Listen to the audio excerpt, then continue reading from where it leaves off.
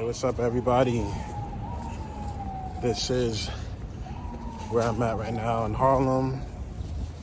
I'm on 142nd in St. Nicholas. About to head to Harlem School of Arts. It's a practice. I'm gonna go over what am I going over today? Ha ha ha! Oh yes, this piece I'm composing is based off of Liszts Overture to Tannhaüser. Piece is really beautiful, really hard, but I want to do my own version of it. And right now I'm up to like 60 pages of music. I'm currently gonna go over like some of it today and rearrange some things and all that good stuff. So y'all stay tuned. Got more stuff, y'all. I'm coming in the building. About to get into this practice room. Whichever one is open. Oh, that one's not open. And yeah, about to get this working. Let's get it. So I'm gonna go over what's it called? Yeah, I be forgetting. I'm tired. I had jury duty this morning, but thank God they was like, yo, we don't have a lot of cases today, so we can postpone it. You can postpone your jury duty regardless of how many times you postponed. I postponed, no lie, like at least like 8 or 9 times. So I'm super happy, I'm super lit. Like, this is dope. So this is room 205, HSA. As you can see, it's not my room, but got the music board and stuff like that and whatnot, and somebody's teaching these kids chromatic scales and a circle of fifths up here and whatnot. Like, it's dope. So, what I'm showing you here is this is 71 pages of music that I composed. I started writing this piece back in July of 2019, July 9th exactly when I started it, 2019. And this has been a journey. I finally finished it January 31st, 2020. And basically what I want to show you is that when you have a large amount of music like this, you can't sit down in one sitting and learn it. You have to break it down into sections. You got to figure out what is what section goes where. And I'm going to show you my process of learning today. So I'm going to go over the first 2 sections of the piece. And also I want to cover how to bring out the melody with the right hand versus the left hand. Left hand is accompaniment, right hand is bringing out the melody. So stay tuned and enjoy. I'll show you today my transcription of the Liszts Overture to Tannhaüser. Is the importance of right hand versus left hand independency. In this opening section of the piece, the first 3 pages that I'm going to play, you have a very lyrical melody. And that's mostly for the right hand, then it also switches over to the left hand. What I want to show you is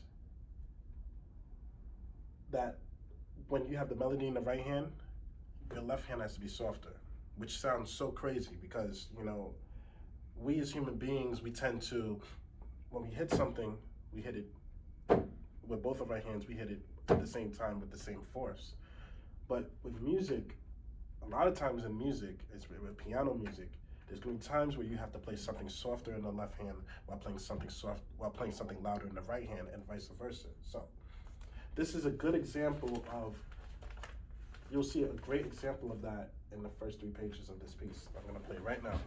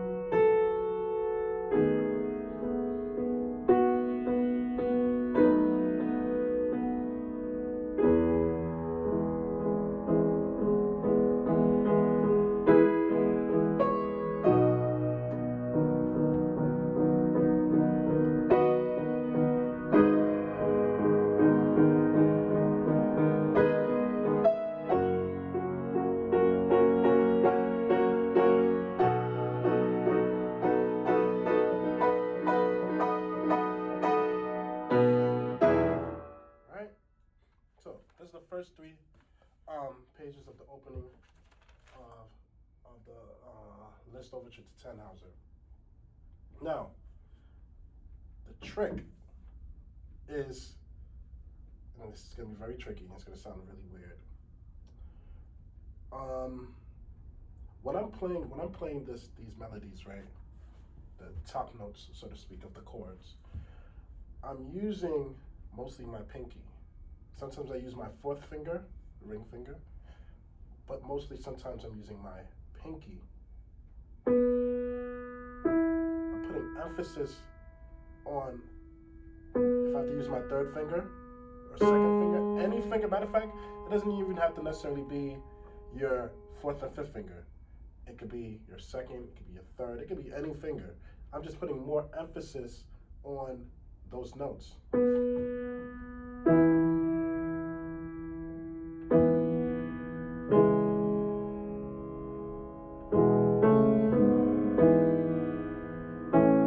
The same dynamic.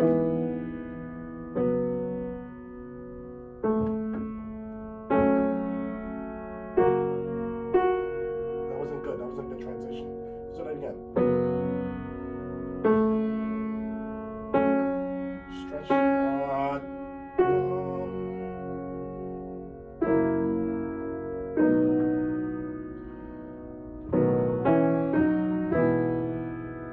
So forth and so on. So think of it, the best way to look at it as, imagine if you're a singer, right? And you're singing over an orchestra, right? Your orchestra by default has to be playing softer than you, because they don't want to drown you out. Think of it as, so when you're playing, like, all right, so when you're playing this piece, or if you're playing anything, or if you're practicing anything, or if you want to develop this technique, think of it as like you have one thing as the solo, the one hand is the solo, the other hand is the accompaniment. One hand is the virtuoso violinist, the left hand or whatever, the other hand, whatever hand it is the accompanying orchestra, you know. Once you develop it mentally, then you'll be able to display it physically. But you got to be patient with this process, because it is not an easy technique to develop. When I give my students Mozart, right? One of his most famous pieces to play is one of his sonatas in C major. I don't remember which number, but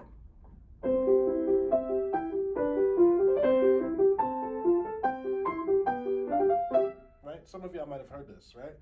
But usually when I give it to them, when they first start out,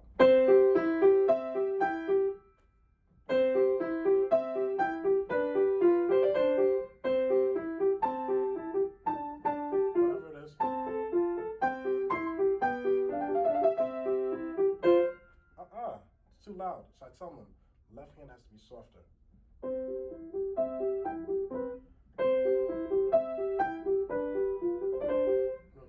Sorry.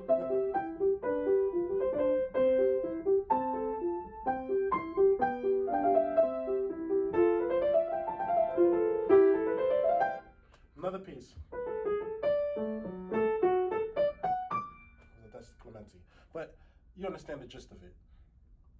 Especially in Mozart, especially like in pieces where you have early classical music, like Haydn, Mozart, Bach, even with some Bach, especially with Bach, when he has his inventions, his preludes and fugues, especially his fugues, where you have one voice line followed by another voice line, followed by another voice line, you have a whole bunch of stuff going on.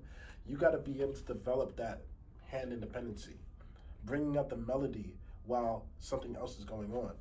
You know, I've always thought like playing piano, once I developed this type of technique, I always looked at it as like somebody that is a schizophrenic, right?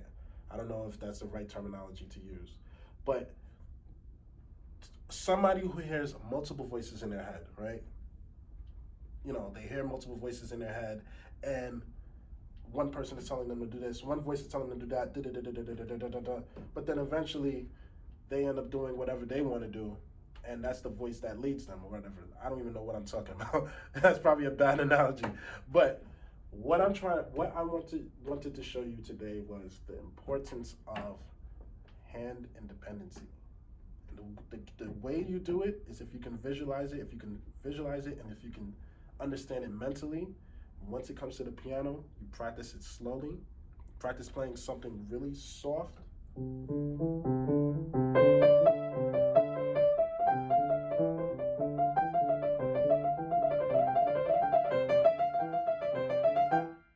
While the right hand is doing louder, and switch it up, but do it slow. That's the key. Slow practice is the most major key in the world. All right?